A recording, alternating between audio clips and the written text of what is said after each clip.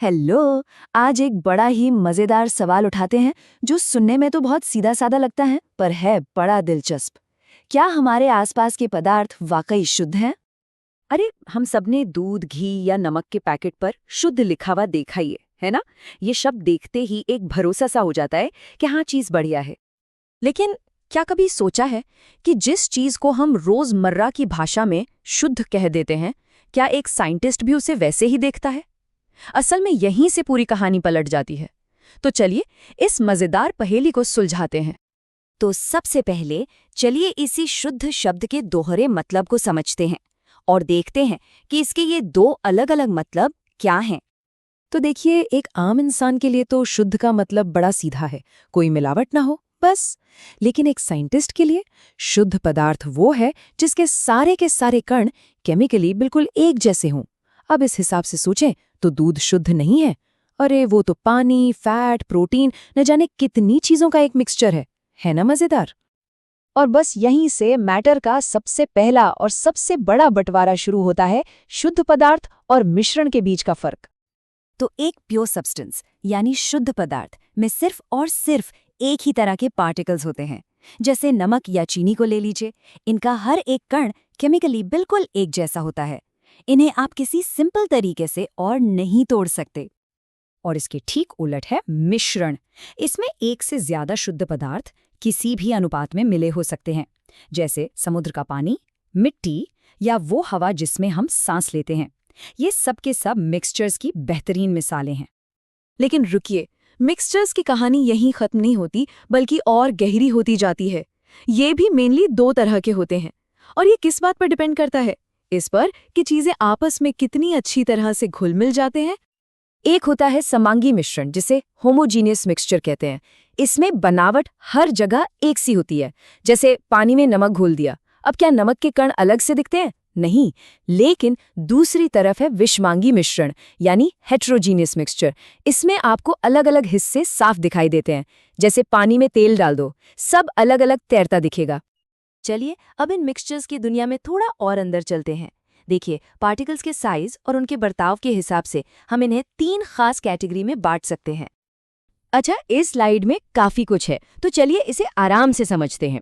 एक तरफ है विलियन, जिसे सोल्यूशन भी कहते हैं। इसके कण इतने छोटे होते हैं, इतने छोटे कि वो पूरी तरह घुल जाते हैं और कभी नीचे नहीं बैठते, जैसे पानी में नमक।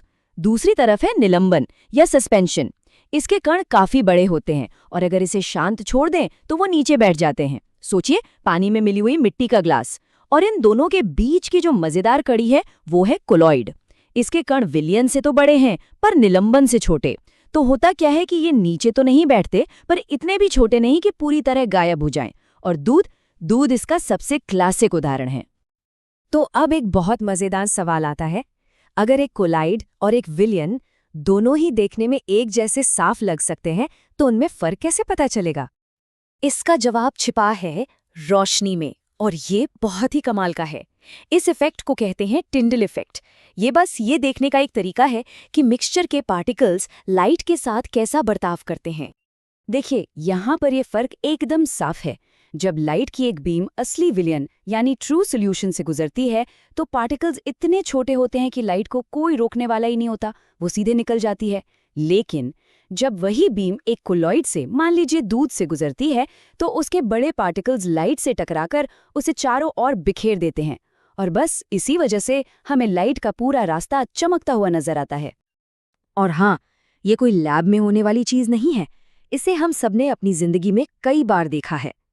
कभी घने जंगल में पेड़ों के बीच से छनकर आती सूरज की रोशनी को देखा है, या फिर किसी धुंध भरे कमरे में टॉर्च की बीम का रास्ता। वो जो दिखता है ना, वही तो है टिंडल इफेक्ट।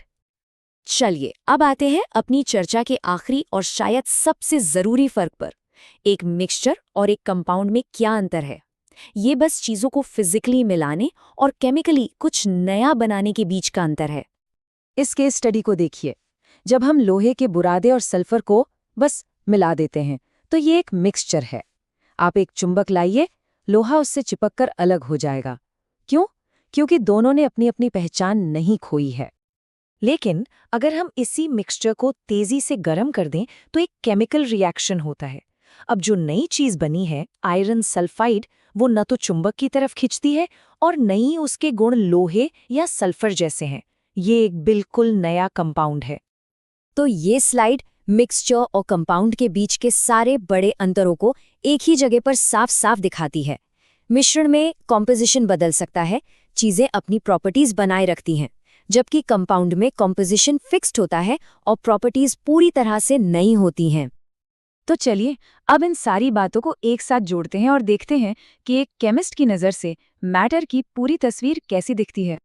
ये जो चार्ट है ना, ये हमारे शुरुआती सवाल का पूरा जवाब है। देखिए, मैटर को हम सबसे पहले शुद्ध पदार्थों और मिश्रणों में बांटते हैं। फिर शुद्ध पदार्थ भी दो तरह के हैं, तत्व और यौगिक, और मिश्रण भी दो तरह के हैं, समांगी और विषमांगी। ये समझिए केमिस्ट्री की दुनिया का एक पूरा नक्शा है।